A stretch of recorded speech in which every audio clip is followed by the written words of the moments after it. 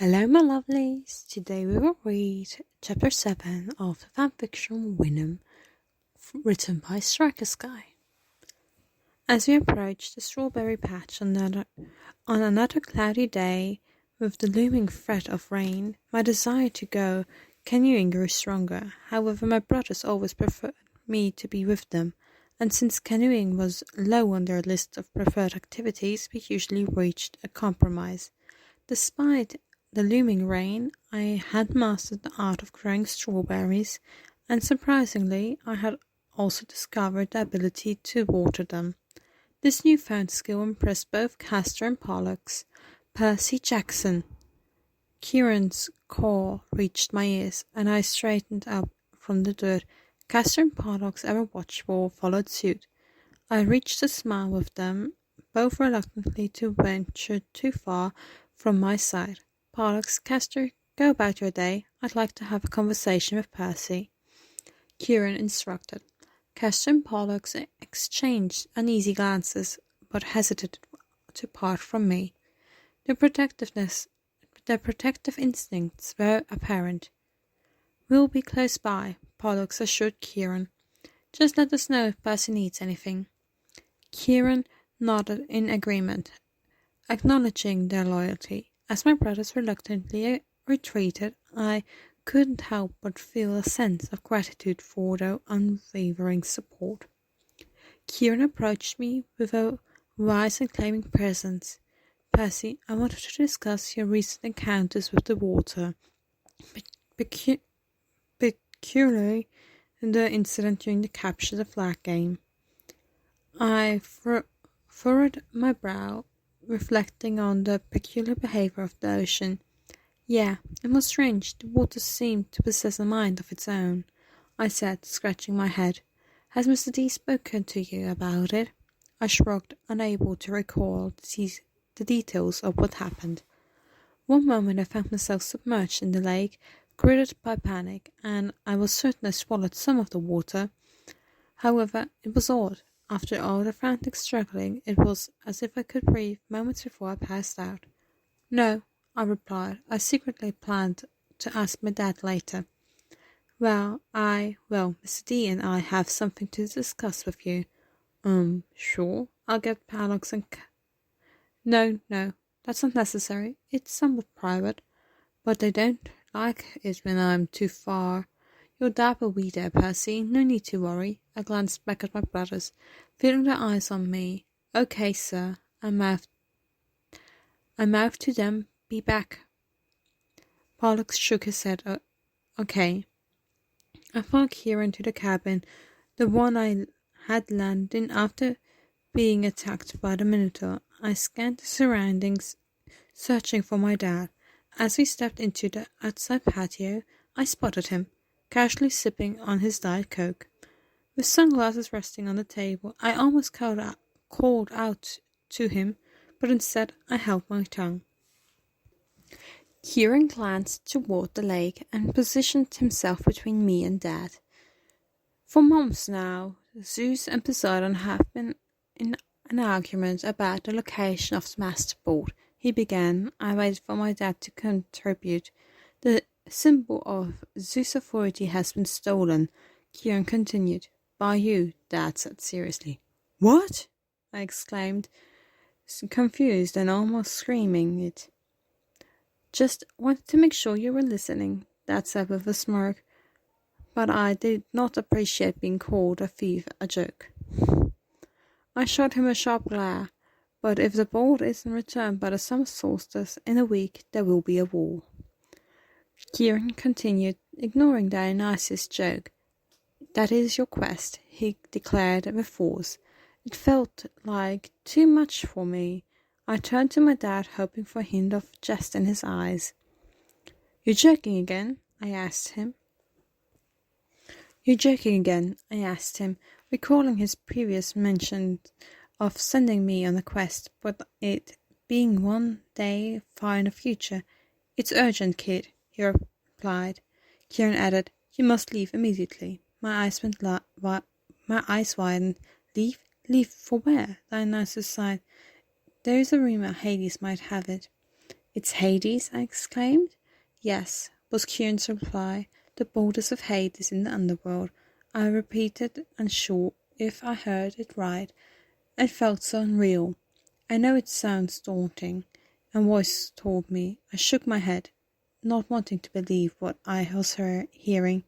The quest is always taken by your choice of 3 or 5 members of the camp. Dad, I turned to Dionysus, who shook his head. Suddenly I found myself closer to the god, being hugged. Sometimes we don't get to choose, kid. I pushed back. Then find someone else. It's not going to be me. I insisted. He's too young to be going on this quest anyway, Dionysus agreed. You know as well as I, you cannot disagree with the will of the oracle, Kieran said. He's my son, Dionysus stated firmly in a burst of anger. I shouted back, I am Sally Jackson's son. Who is Sally Jackson?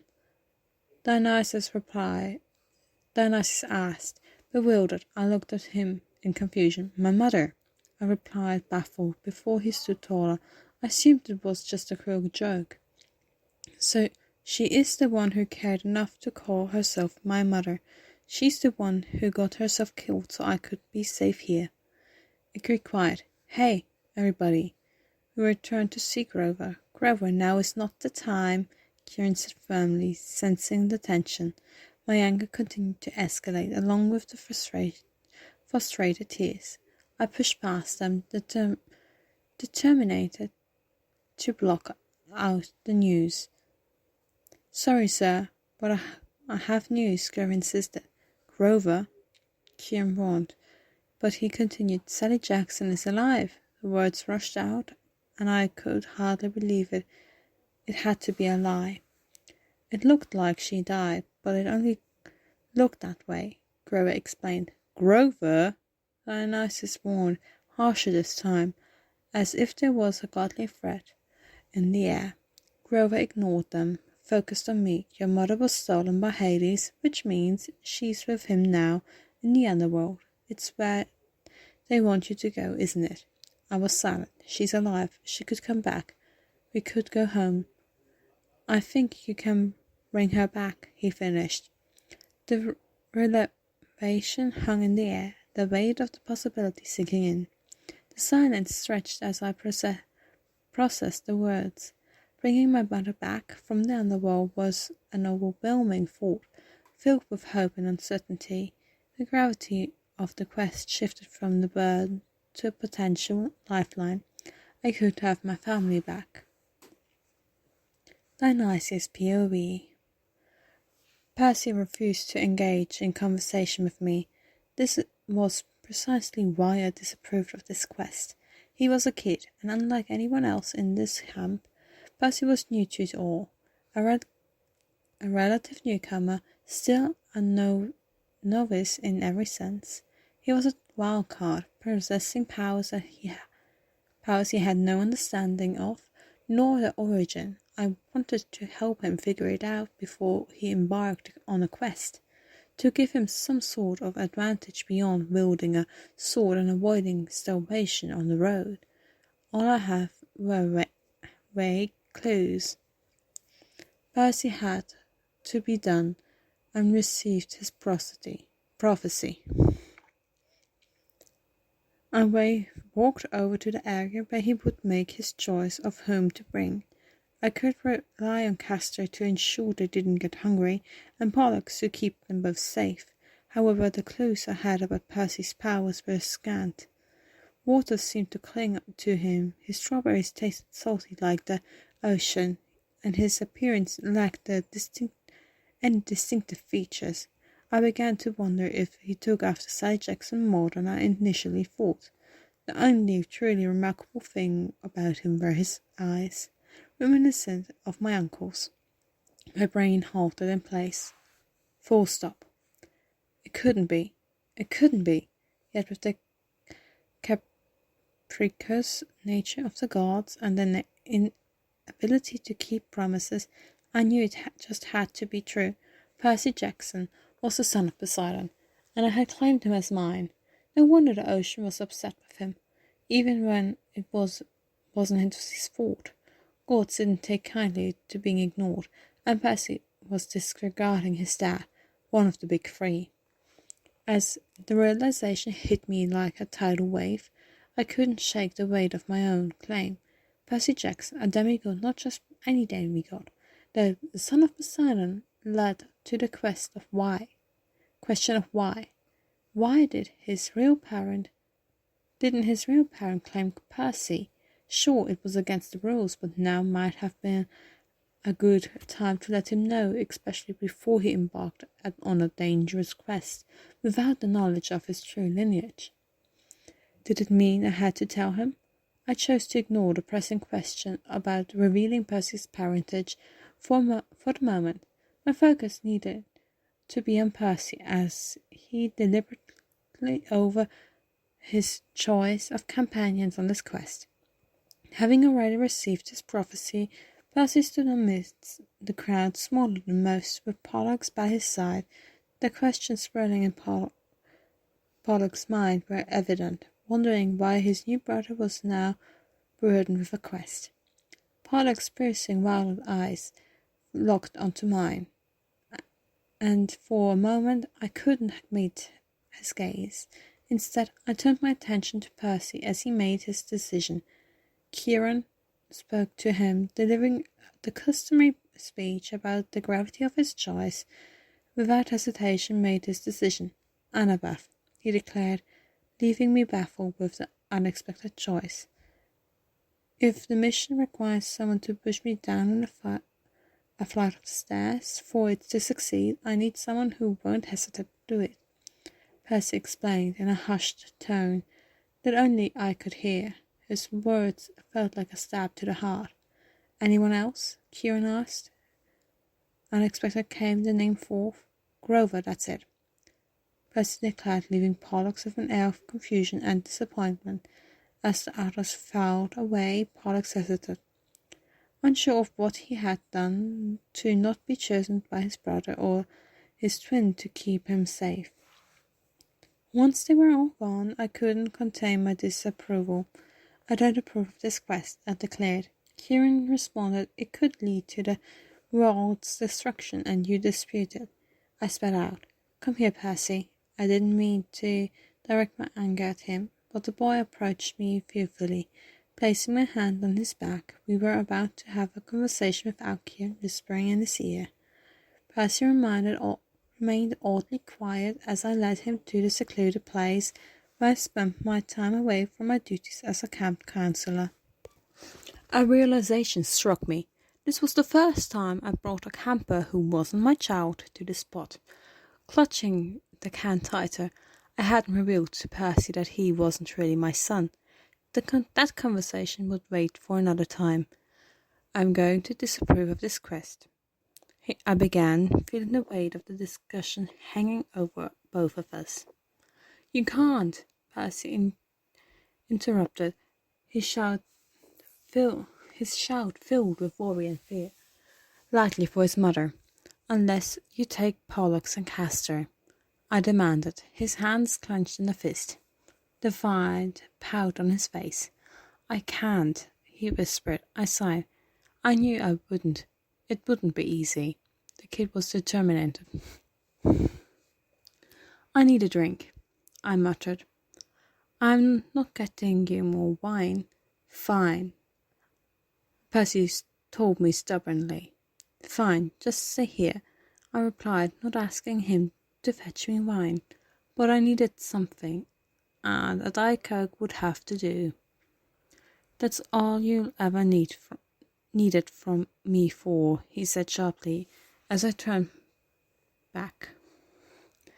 I hate demi-children just like you, here to think they're doing good for others when really you only ever care about yourself. I spat out the words. Percy stared at me wide-eyed, shocked and now shaking. In that moment, memories flooded back of Theseus and how he abandoned his wife on a deserted island all alone until her death. Only then did she assent to godhood. I had despised demigods after that, until I had a few of my own. They weren't bad if raised right, but Percy was Poseidon's son, and Theseus was Poseidon's son. They only ever brought trouble. Percy looked hurt, and the weight of my words hung heavily between us. As the silence lingered, I regretted letting my frustration and resentment spill out. Percy wasn't responsible for the action of others, but my bitterness had found its target. I didn't mean it like that, I finally said, the apology feeling inadequate for the harshness of my earlier words. Percy didn't respond immediately, but his expression softened, and I could see the turmoil in his eyes. Tears welled up, and I remembered that he was just a kid, driven by the desire to save his mum. Just wait here a moment, I told him, and I went to get the thing I wanted to give him for the quest. I returned and I saw Percy at the plants, the strawberries. One was wilting, another was dead, the last one perfect to look at. It seemed crying and made him hungry as he picked the fruit off the plant and took a bite. I thought he might recognize the plant he made when he spat it out, recoiling. Salt water, he exclaimed, realizing the nature of each plant. One for Castor, Pollux.